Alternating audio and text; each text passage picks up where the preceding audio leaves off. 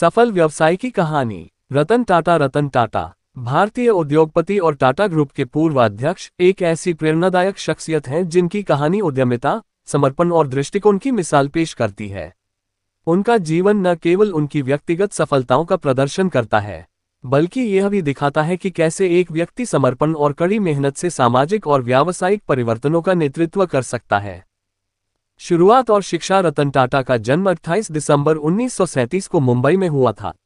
उनके पिता नवसारी के पारसी व्यापारी और माता एक समाजसेवी महिला थीं।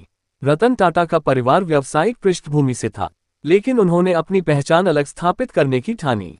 उन्होंने अपनी प्रारंभिक शिक्षा मुंबई में ही प्राप्त की और बाद में अपनी उच्च शिक्षा के लिए अमेरिका गए। उन्होंने आर्किटेक्चर में बैचलर डिग्री की पढ़ाई कॉर्नेल यूनिवर्सिटी से की और बाद में मैनेजमेंट स्टडीज के लिए हार्वर्ड बिजनेस स्कूल से पोस्ट ग्रेजुएट डिप्लोमा प्राप्त किया। करियर की शुरुआत। रतन टाटा ने अपने करियर की शुरुआत 1962 में टाटा ग्रुप के साथ की थी। शुरुआत में उन्हें कंपनी के विभिन्न प्रोजेक्ट्स पर काम करने का मौका मिला, जिसमें उन्होंने अपनी क्षमताओं और विचारशीलता का परिचय दिया, लेकिन उनके लिए यह आसान नहीं था। उन्हें ग्रुप की जड़ों से जुड़ी संरचनाओं और पारंपरिक दृष्टिकोणों को समझने और अपनाने में समय लगा।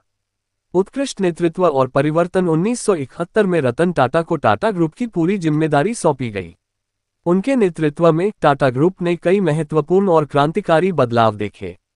उन्होंने कंपनी को आधुनिक बनाने के लिए कई सुधारात्मक कदम उठाए। उनके द्वारा शुरू किए गए कई उद्यम और प्रोजेक्ट्स ने भारतीय उद्योग के परिदृश्य को बदल दिया। मुख्य उपलब्धियां। टाटा मोटर्स और नैनो। रतन टाटा की सबसे प्रमुख उपलब्धियों में से एक टाटा मोटर्स द्वारा नैनो कार का लॉन्च था। ये विश्व की सबसे सस्ती कार थी, जिसका उद्देश्य आम आदमी को एक सुरक्षित और किफायती परिवहन विकल्प प्रदान करना था। ये प्रोजेक्ट कई तकनीकी और वित्तीय चुनौतियों से भरा था, लेकिन रतन टाटा ने इसे सफलतापूर्वक पूरा किया। टाटा स्टील और आर्कल। रतन टाटा के नेतृत्व में टाटा स्टील ने विश्व स्तर पर अपनी पहचान बनाई। उन्होंने ब्रिटिश स्टील कंपनी आर्कल को खरीदा, जो कि एक बड़ी और चुनौतीपूर्ण डील थी। ये डील टाटा ग्रुप की वैश्विक उपस्थिति को बढ़ाने में महत्वपूर्ण साबित हुई। Tata consultancy services (TCS). Ratan Tata ने टाटा कंसल्टेंसी सर्विसेज (TCS) के विकास को प्रोत्साहित किया, जो आज एक वैश्विक IT सेवा प्रदाता है।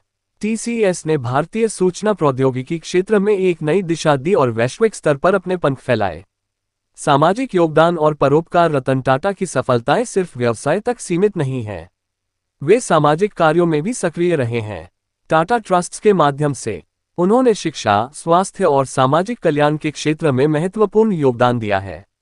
उनके द्वारा शुरू किए गए कई प्रोजेक्ट्स ने समाज के पिछड़े वर्गों के जीवन को बेहतर बनाने में मदद की है। निष्कर्ष। रतन टाटा की कहानी एक आदर्श उदाहरण है कि कैसे एक विजन, मेहनत और समर्पण से किसी भी व्यवसाय को नई ऊंचाइयों तक पहुंचाया जा सकता है। उनकी उपलब्धियां और नेतृत्व के गुण व्यवसाय जगत और समाज के लिए प्रेरणा का स्रोत हैं।